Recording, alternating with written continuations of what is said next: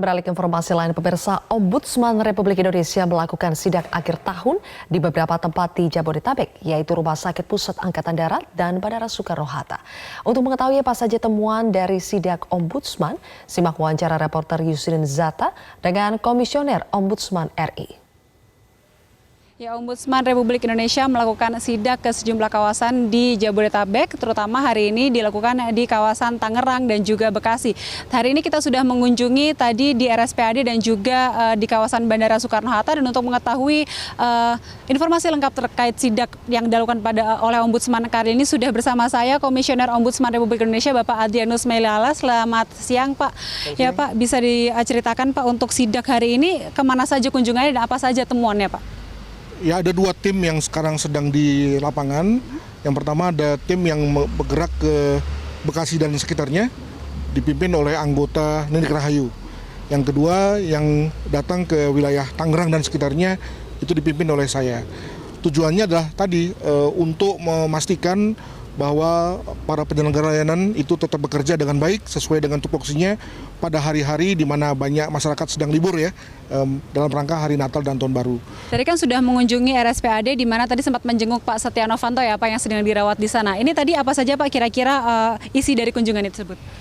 Ya, untuk diketahui bahwa kami pernah diundang oleh Bapak Kakanwil Jabar pada waktu Pak Setia Novanto datang ke RSPAD. Ketika itu kami menyaksikan yang bersangkutan itu menjalani pemeriksaan radiologi begitu, dan kemudian kami setelah beberapa hari juga ingin tahu bahwa ketika itu kami belum tahu ya apakah yang bersangkutan itu rawat inap atau rawat jalan gitu ya, dan juga belum tahu apa penyakitnya. Maka mumpung kita sedang jalan, maka kami lalu menyempatkan diri untuk datang ke ruangan beliau. Ketika itu kami menemui beliau dengan istrinya, dan kami mendapatkan semacam penjelasan bahwa beliau memang mengalami penyakit jantung gitu ya, dan sedang dalam pemeriksaan lah begitu, sehingga membutuhkan waktu beberapa hari sehingga perlu dirawat inap di RSPAD. Demikian. Kemudian Pak, tadi kan setelah dari RSPAD kita berkunjung ke Bandara Soekarno-Hatta, tadi sudah mengunjungi Bea Cukai dan juga tadi Polres Bandara sendiri. Pak, ini apa temuannya Pak? Khususnya untuk Polres Bandara ya, karena situasinya itu masih darurat, mengingat itu mereka berada dalam penampungan sementara. Di pihak lain kantor mereka direnovasi secara total dan baru akan diresmikan pada tahun depan, maka tentu kita tidak bisa membuat satu penilaian yang bersifat ajak ya. Namun demikian tentunya dari hal-hal yang kita lihat pada situasi darurat ini, kita harapkan tidak terjadi lagi pada saat nanti sudah di kantor baru. Sebagai contoh misalnya kami mengunjungi ruang tahanan di mana kami mendapatkan satu situasi gelap ya, tidak ada sirkulasi pengap, juga lampu itu remang-remang sekali. Juga kesempatan bagi mereka untuk keluar ya, stretching, olahraga gitu, itu hanya satu hari dalam satu minggu, itu pun juga hanya beberapa jam, rasanya kurang ya, sehingga kemudian lalu membuat mereka gampang sakit, gampang terserang penyakit dan seterusnya. Nah, kami harapkan hal-hal begitu tidak lagi terlihat.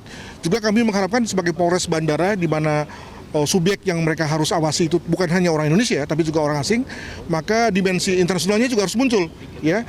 Seluruh dokumen, signpost, signboard itu juga harus dalam bahasa Inggris, dan juga ada kemampuan dari personel di setempat untuk juga mampu berkomunikasi dengan bahasa Inggris ketika misalnya yang harus dilayani adalah orang asing begitu.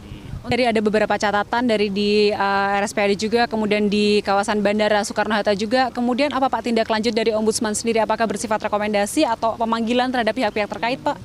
Tentu, jadi kami akan menggabungkan hasil kami hari ini dengan hasil kami kemarin. Kita kompilasi, kita susun secara baik, buat semacam laporan, dan pada saatnya kami akan serahkan kepada pihak-pihak terkait. Jadi kami akan mengundang misalnya dalam hal ini Pak Dirjen Bea Cukai, atau Pak Kapolri misalnya ketika bicara mengenai polisi, untuk kemudian mendengar apa yang kami temukan, dan kami harapkan juga lalu bisa memenuhi apa yang kami sarankan. Demikian.